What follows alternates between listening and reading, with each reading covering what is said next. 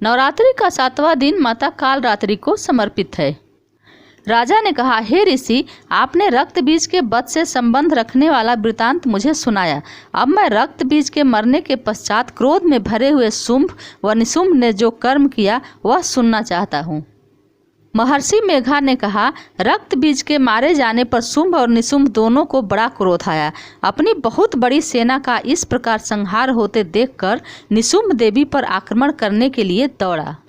उसके साथ बहुत से बड़े बड़े असुर देवी को मारने के लिए दौड़े। महापराक्रमी शुंभ अपनी सेना सहित चंडिका को मारने के लिए आगे को बढ़ा। फिर शुंभ और निशुंभ का देवी से घोर युद्ध होने लगा। वे दोनों असुर इस प्रकार देवी पर बाण फेंकने लगे जैसे मेघों से बाणों की वर्षा हो रही है।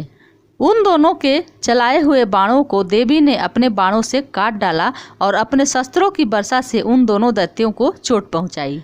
निशुंभ ने तीक्ष्ण तलवार और चमकती हुई ढाल लेकर देवी के सिंह पर आक्रमण किया। अपने वाहन को चोट पहुंची हुई देखकर देवी ने अपना छुराप्र नामक बाण से निशुंभ की तलवार व ढाल दोनों को ही काट डाला।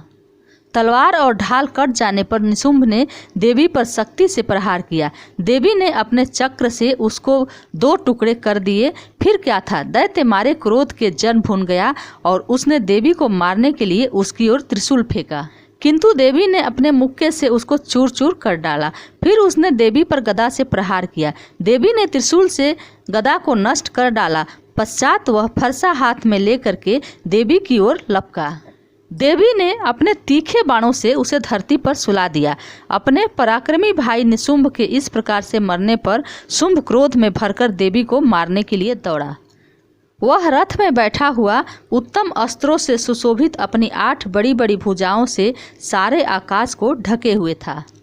शुंभ को आते हुए देखकर देवी ने अपना शंख बजाया और धनुष की टंकार का भी अत्यंत दुस्सह शब्द किया। साथ ही अपने ही घंटे के शब्द से, जो कि संपूर्ण दैत्य को नष्ट कर देने वाला था, संपूर्ण दिशाओं को व्याप्त कर दिया। इसके पश्चात देवी के सिंह ने भी अपनी दहाड़ से राक्षसों को भयभीत कर दिया, जिसे सुन बड़े बड़े बलवानों का मत चूर चूर हो जाता था। आकाश, पृथ्वी और 10 दिशाओं को पूरित कर दिया।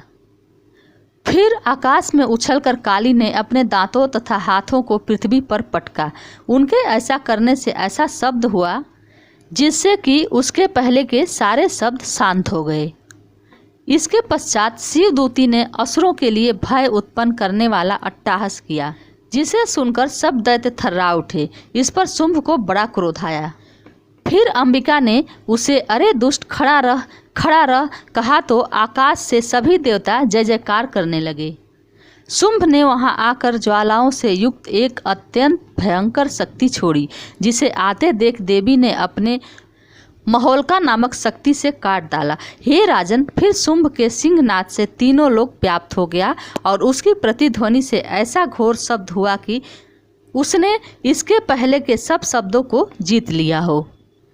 शुंभ के छोड़े बाणों को देवी ने और देवी के छोड़े बाणों को शुंभ ने अपने बाणों से काटकर सैकड़ों और हजारों टुकड़ों में परिवर्तित कर दिए। इसके पश्चात जब चंडिका ने क्रोध में भरकर शुंभ को त्रिशूल से मारा तो वह मूर्छित होकर पृथ्वी पर गिर पड़ा। जब उसकी मूर्छा दूर हुई तो वह धनुष लेकर आगे आया और अपने बाणों से उसने देवी काली तथा सिंह को घायल कर दिया। फिर उस राक्षस ने 10,000 भुजाएं धारण करके चक्रादि अस्त्रों से देवी को आच्छादित कर दिया। तब भगवती दुर्गा ने कुपित होकर अपने बाणों से उन चक्रों तथा बाणों को काट डाला। यह देखकर निशुंभ हाथ में गदा लेकर चंडिका को मारने के लिए दौड़ा। उसके आते ही देवी ने तीक्ष्ण धार वाले खंड से उसकी गदा को काट डाला। उसने फिर त्रिशूल हाथ में लिया। देवताओं को दुखी करने वाला निशुंभ को त्रिशूल हाथ में लिए हुए आता देख चंडिका ने अपने शूल से उसकी छाती पर प्रहार किया और उसकी छाती को चीर डाला। शूल से विदीर्ण हो जाने पर उसकी छाती में से एक उसके जैसा ही महापराक्रमी दैत्य ठहर जा कहता हुआ बाहर निकला। उसको देखकर देवी बड़े जोर से ठहाके लगाई। अभी वह निकलने भी न पाया था कि उसका सिर अपनी तलवार से काट डाला। सिर के कटने के साथ ही वह पृथ्वी पर गिर पड़ा। तदंतर सिंह दहाड़ दहाड़ कर असुरों का भक्षण करने लगा और काली शिवदूती भी राक्षसों का रक्त पीने लगी। कौमारी की शक्ति से कितने ही महादैत्य नष्ट हो गए।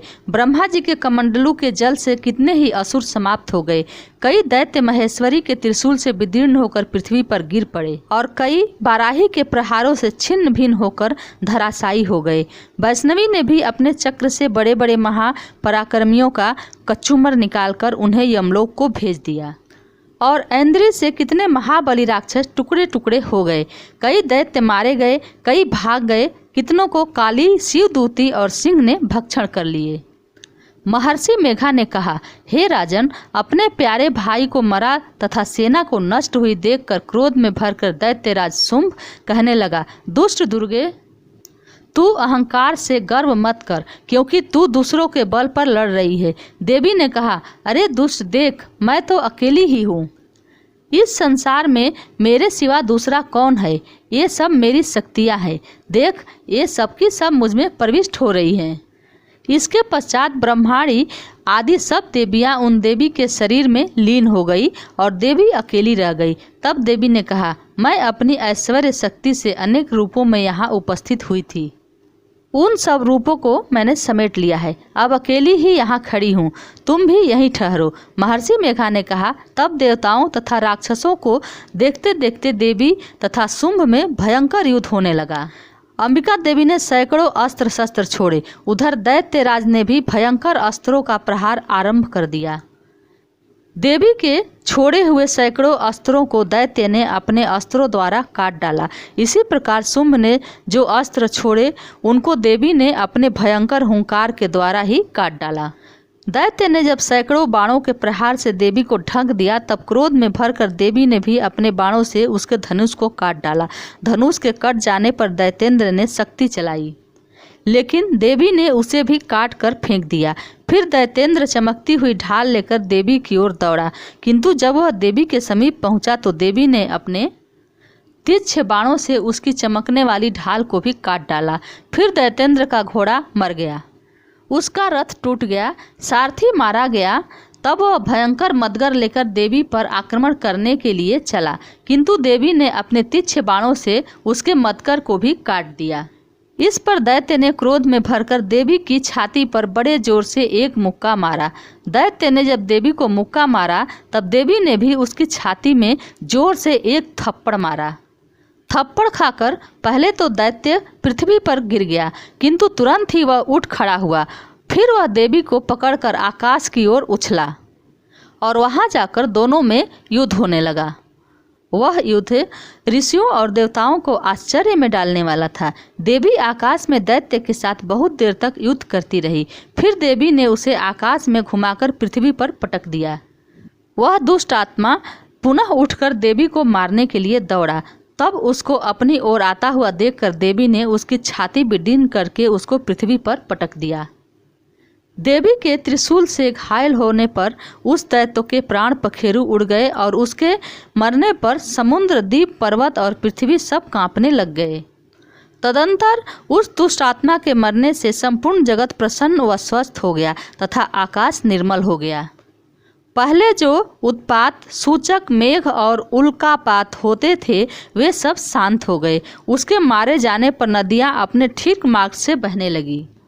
संपूर्ण देवताओं का हृदय हर्ष से भर गया और गंधर्व स्त्रियां सुंदर गान करने लगी। गंधर्व बाजे बजाने लगे और अप्सराएं नाचने लगी। पवित्र वायु बहने लगी। सूर्य की कांति स्वच्छ हो गई। यज्ञशालाओं की बुझी हुई अग्नि अपने आप ही प्रज्वलित हो उठी तथा चारों दिशाओं में शांति फैल गई। तो इस तरह से यहाँ पर 7वां अध्याय संपन्न होता है। मेरे साथ एक बार प्रेम से बोलिए, काल रात्रि माता की जय।